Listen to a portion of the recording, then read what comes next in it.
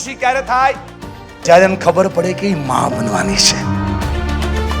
બધી જ ક્રેડિટ હું ડ્રીમ ચાઇલ્ડને આપું છું. અમે તો માત્ર માતા પિતાની જર્નીમાં હતા, એમણે અમને શ્રેષ્ઠ માતા પિતાની જર્નીમાં લઈ જવાનો પ્રયત્ન કર્યો.